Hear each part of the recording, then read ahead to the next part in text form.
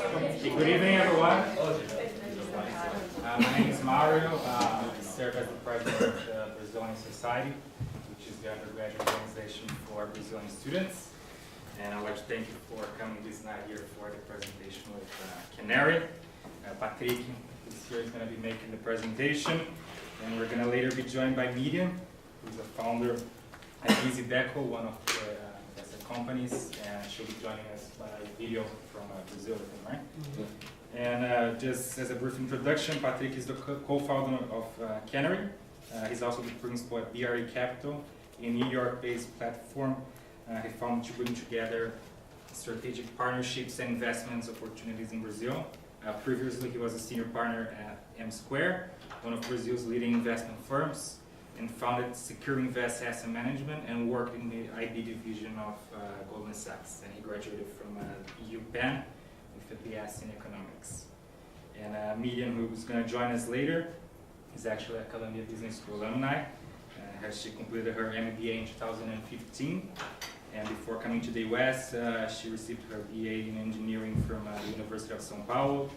And throughout her studies, she worked in private equity for 8 years before deciding to switch sides and start her own company. Miriam co-founded EasyDeco in 2017 and has since served as the CEO of the company. EasyDeco is an end-to-end marketplace for custom home decor and making working with interior designers accessible for the wider public.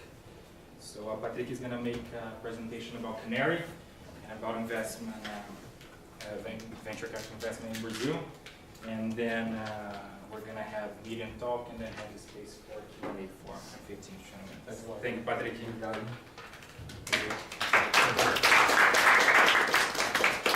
Thank you, everyone. Mario, Bell, Brazilian Society for organizing this. It's exciting to be here.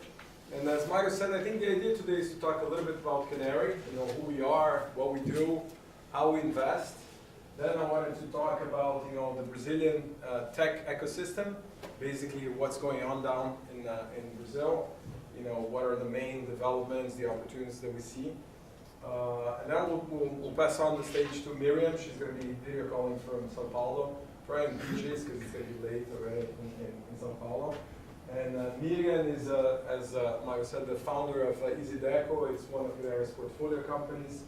I think also exemplifies very well the type of highly qualified people that are starting companies in Brazil. And she's going to talk about her journey, switching sides from a traditional private equity career to starting a company. And then I think the most interesting part will be the Q&A. So we'll open up for questions. And by the way, this is less a presentation, more of dialogue. So at any time, if you have questions about something that I'm talking about, just please interrupt.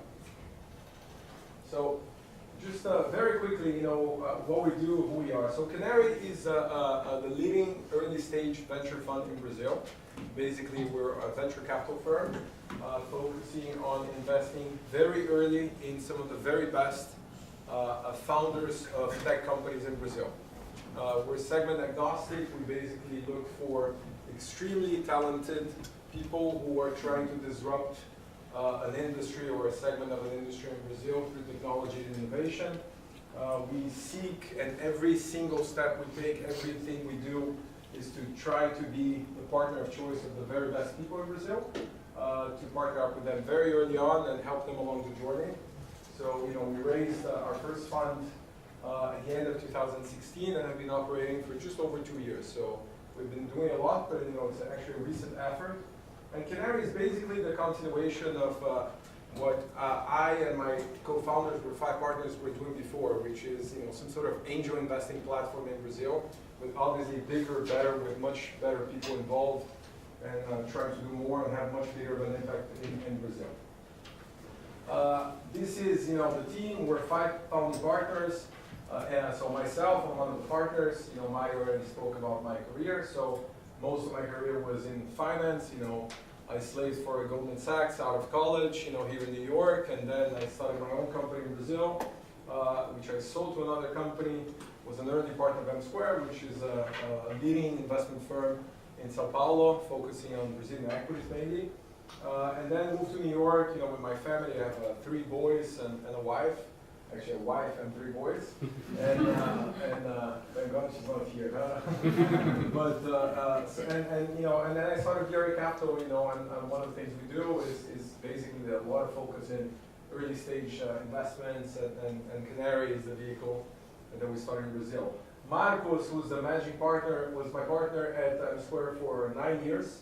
So we've known each other for over a decade. I think this is very important, just as in a startup, you know, to have a lot of trust, confidence, and long-standing relationship with the people you work for.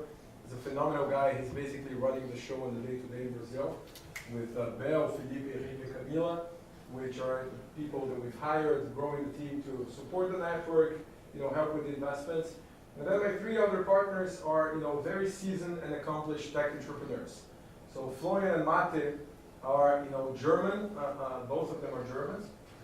You know, they're started a company called Picciotto, which was sold to Vistaprint, and they started their second company now called Loft, which is a real estate company in Brazil with a big tech focus. You know, Forbes 30 under 30, extremely qualified. We're also on a very traditional, you know, path, you know, of going to some of the best schools here in the States, working at Goldman, Morgan Stanley, and then decided that this was not for them and became entrepreneurs. And Julio is also a quite well-known entrepreneur in Brazil. He actually ran Facebook in Brazil, and out of Facebook started a company that, you know, some of you, especially the older ones, might have heard of, which is called Picciotto. And Picciotto was the first big success story in tech in Brazil. Seems like a long time ago, but it was only 7 years ago. And became very well known, and then, you know, started a new company in San Francisco where he's based now, moving to Brazil in a couple of months, called Prefer.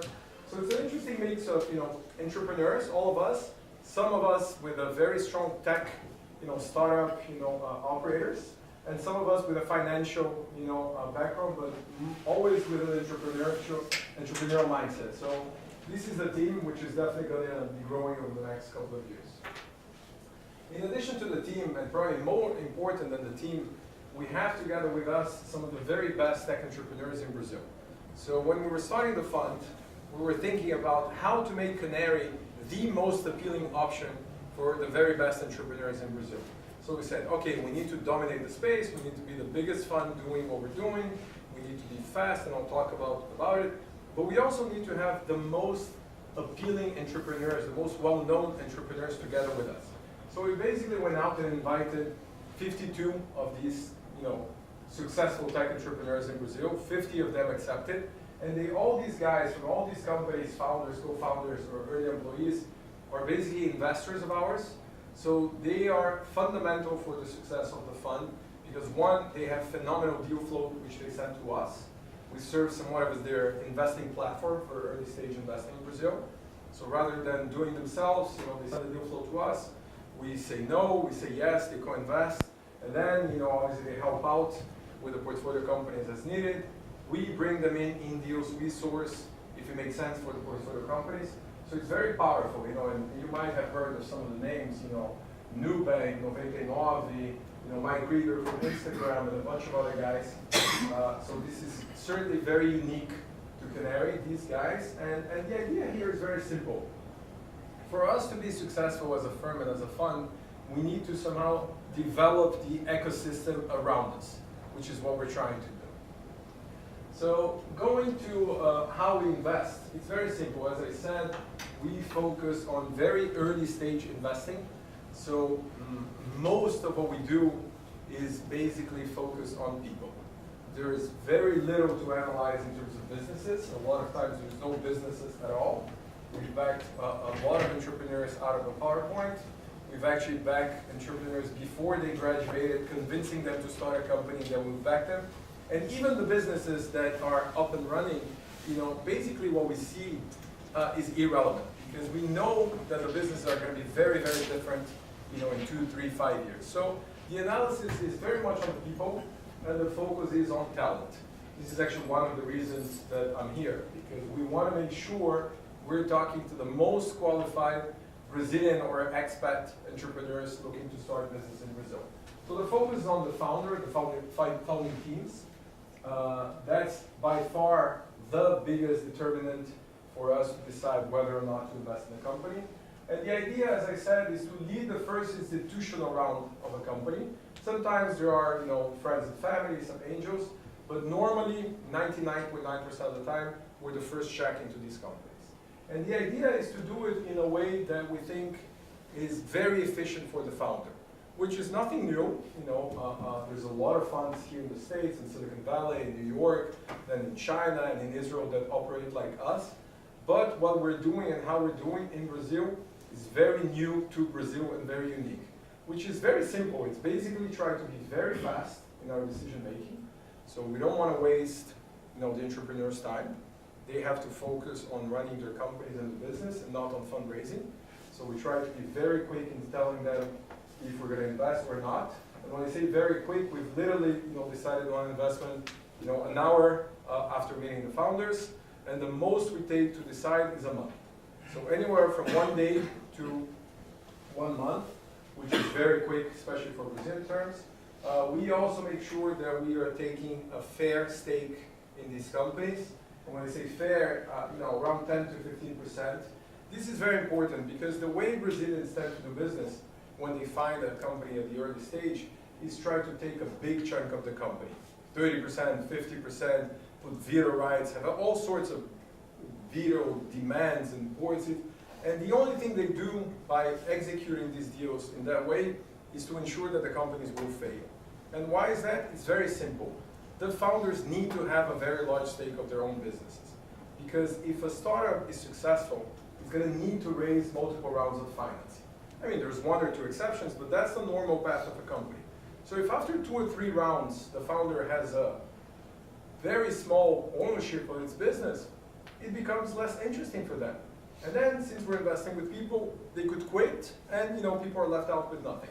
So by taking 10 to 15% stakes, we want to make sure that they have plenty of space to get diluted when they get additional funding rounds. Again, this is very different from what's the norm in Brazil.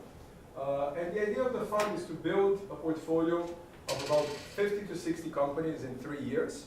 So we are now in year 3 of our investment process, and we already have 40 companies in the portfolio, so pretty much 20 companies a year since we started.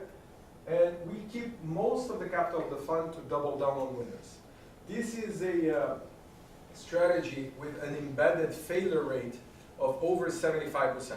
So every time we invest in a company, we obviously expect that it's going to make 50, 100 times our investments, but in aggregate in the portfolio, we expect a 75% failure rate. Failure means that the company is going nowhere and we're going to lose all our money. But if we double down on winners and we reserve capital for that, we're going to have a few companies that hopefully are going to do very well in the fund, and our investors are going to do very well. So this is how we invest. Focus on the team, be transparent, be quick, be fast, and be fair. And then once we invest, which again is a very different approach from the standard and the norm in Brazil, we tend to get out of the way. We really have a hands-off approach. And we do that for 2 reasons. First, we have too many companies to babysit them, so we don't have time. And we make this very clear to the entrepreneurs that we're not going to babysit them. And 2, we have a very strong conviction that the best entrepreneurs don't want to babysit. So, whenever a company is demanding too much of our time, normally it's going to be a disaster. It's not going to work. But at the same time, we said, okay, go run your business, here's the money, but we're here whenever you need for whatever you need. So we're there for them as needed. And the critical help that we provide to the entrepreneurs is basically access to our network. Network of, corporates, so business connections is huge for a startup. When you start a business and you want to sell into the biggest banks or the biggest real estate developers in Brazil, it's hard. I mean, no one knows you, you're a tiny company, so we lend them our credibility and network for them to close, business deals. And we also help them with subsequent fundraising rounds by creating competition, helping them, prepare for the rounds and all of that. And as I said before, this is basically what we do for us. So, we're doing more of the same, but in a bigger and better way for the portfolio companies. And ultimately, as I said, we have 2 objectives with Canary. One, be top of mind for the very best entrepreneurs in Brazil. This is ultimately the most important thing that we have to do. So all of our actions derive from this objective. And second, we really want to change how early stage investing is done in Brazil and eliminate the friction in this process. Okay, so now I'll go back to talking a little bit more about the fund, but I think, and I assume this audience is comprised of mainly Brazilians, but you know, why Brazil? I mean, why are we focusing in Brazil other than the fact that we're Brazilians, which obviously help? Brazil is a big country. It has over 210 million people, and for those of you who know Brazil or are Brazil, is massively inefficient. Everything in Brazil and every sector in Brazil is bureaucratic, inefficient, sometimes corrupt, so it's a pain to do business in Brazil. And you have surveys, you know, dozens and dozens of surveys that show that how difficult it is to open a company in Brazil, close a company. I mean, it's just a mess. So our conviction, you know, to start Canary was, okay, Brazil is very big. All these sectors, education, healthcare, mobility, fintech, you know, all of them are, you know, could use a lot of, you know, improvement. And technology is going to wait, you know, the startups are going to disrupt and attack these businesses. So it's a very simple thesis. Massive market, huge inefficiencies, and technology is one way of doing what is already done or new ways of doing things in a much better, faster, cheaper, and agile manner. So it's as simple as that. So we like the fact that, you know, Brazil is big, inefficient, and also for those of you who know Brazilians or are Brazilians, we're big tech consumers. You know, WhatsApp, social media. I mean, people literally spend their days on, you know, the internet and WhatsApp. The biggest user base in the world is in Brazil. I mean, so as soon as, you know, the early adopters in a lot of technologies, more and more people are buying and, you know, searching in mobile phones. So, you know, this is really happening, and we think this is only the beginning, and it's going to accelerate tremendously. And here you have some sectors, but again, I think this is true for, you know, all of the economy. Everything, you know, needs to be done.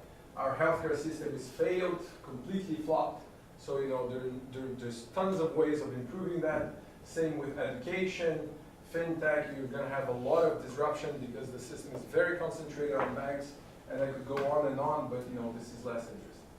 I think this is probably the most interesting slide for those of you thinking about starting a company or joining a startup. You know, as I said, Brazil always had, you know, a big population and massive inefficiencies. So that's not new. But why now? Why would someone, you know, graduating from Columbia, undergrad or MBA, think about starting a company in Brazil? And I think the big reason is that finally, and this is very recent, this has started to take place and accelerate over the past 2-3 years, not more than that. Brazil always had this promise of being a very promising, you know, startup scene, but, you know, it never materialized until 2 years ago. And why it's changing and it's only going to accelerate? First and foremost, because the best people are going to the tech path. So we do a survey in Canary. We did a survey of, I think, 10 or 12 of the major universities in Brazil, and we went to juniors and seniors and asked them, okay, when you graduate, what do you want to do? What's your preferred career choice? And you already have 37% of all the respondents looking to start a company or join a startup. This number is huge. We don't have historical data, but I guarantee you that this number was much lower when I was, you know, graduating, and even 5 to 10 years ago, and this is only going to grow. And again, this is much more our assessment than, you know, data, but if you only consider the top students, I guarantee you that this number is much larger. And we know that because I see my former colleagues at the investment firms, which 5-6 years ago would go to INSPER, GV, Poly, which are some of the best business schools in Brazil, and they would recruit anyone. You know, people were begging to work for Goldman, for Bain, and for, you know, these equity shops. Now, the best guys don't want to do it. We have a group of entrepreneurs in the agri-tech business that were graduated from ITA. ITA is the engineering school near Sao Paulo. And, you know, the guy, you know, scholarship, you know, very humble, had a big offer from Goldman, and decided to start this company. So I asked him, you know, I mean, it's a lot of money. Why would you go to Goldman? I mean, I think he was offered $120,000 guaranteed package in Brazil, out of college. It's a lot of money. And he told me, you know what? I'll start my company, and if I fail, you know, I'll go to Goldman in 2 years, And not only the job will be there for me, but will be more valuable for them. So I was like, whoa, okay, go for it. I mean, this guy seems smart, so let's see what he does. So that's the first and most important thing. Second, precisely because there's more and more people going into this path of entrepreneurship, you have all these incubators, accelerators, co-working spaces, hubs of, let's say, innovation, technology popping up. This is obviously true in Sao Paulo, which is the capital, tech capital of Brazil. There's a region in Sao Paulo now called Potato Valley. For those from Sao Paulo, it's basically o Largo da Batata that got a nice name. But it's also true in Rio, it's true in Floripa, in Belo Horizonte, in Recife, in Porto Alegre. This is spreading out across Brazil. The last element that was missing was obviously money. Brazil has always been a very tough place to raise money for startups. It's still true in the early stage, even though Canary wants to change that. But until very recently there was no money, and now we have over $500 million raised in the last 2 years by dedicated funds, and all the foreigners started to come down to Brazil. So these are just some of the most relevant exits and rounds that took place in the last year and a half in Brazil. And what you could see here is that until last year there were no so-called unicorns in Brazil.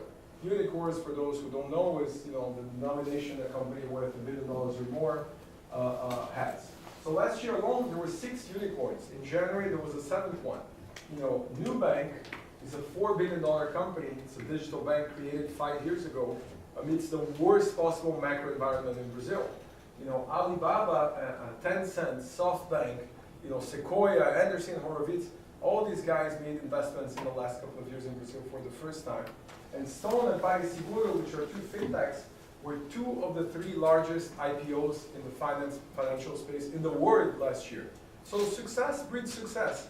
And the more we have examples of companies, IPOing, exit like 99, the more, capital and the more smart people you will have that. So this is a very, very virtuous cycle that has just, started in Brazil and will certainly accelerate over the coming years.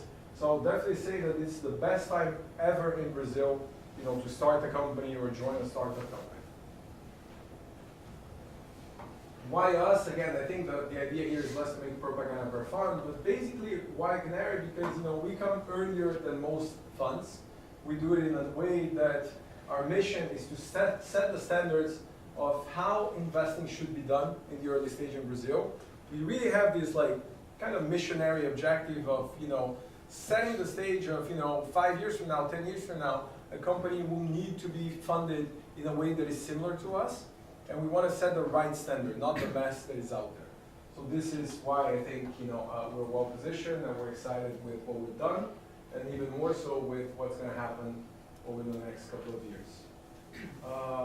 Just to give you a sense, and again, this is less to talk about the fund, but to give you a sense, we started effectively operating in January of 2017. So just over 2 years ago. Since then, we've looked at almost 1,100 companies. This is like 45 deals a month. It's a lot of companies all across Brazil and all across sectors.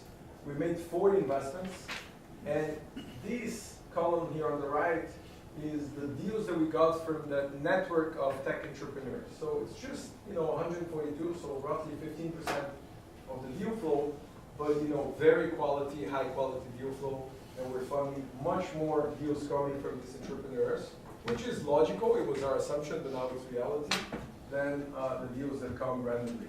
But again, I think just us, we're looking to see most of the deals in Brazil. Obviously, we're not seeing them all. But think about it. This is over 1,000 companies. Every month, 50 companies, being started in Brazil that we get to see. So there's definitely much more across the country. And again, I think this is another interesting slide. I like this slide because it shows that disruption and innovation is happening everywhere. Healthcare, fintech, edtech, all these big sectors obviously will have disruption. But Easy Deco, Loft, Decoraci are companies in the real estate sector. We have Stella here. There's also a startup here in the States. In real estate, agri-tech. We have an esports platform, Gamers Club. This is the leading esports platform in Brazil. Just got sold to an American player. We have Docket. Docket, the former name of this company used to be Cartórios. for some of you who know what cartório is the notary business. It's a nightmare in Brazil. For the owners, it's phenomenal. It's actually a dream. But for everyone else that needs to use it, it's a nightmare. And these guys are disrupting, the cartório business in Brazil. And you have Boozer and other very interesting companies. What's the name of the German company? Flixbus? Flixbus. Flixbus. So these guys from Minas Gerais actually are disrupting the intercity bus service in Brazil. Bus have been traditionally a big source of corruption, mafia, mess. It's a concession, it's an ugly business. You really don't want to get involved with those people. And these guys, Marcelo and his co-founder, are basically offering a much better service, for any group of people to book a bus from one city to another at 50% of the price. So when we gave them money about a year ago, it was basically to spend 80% of it in lawyers because there were so many court orders trying to block them from starting. And the first bus that was trying to get out had 30 fiscais in the bus station blocking them to go. But it's happening, all the legislation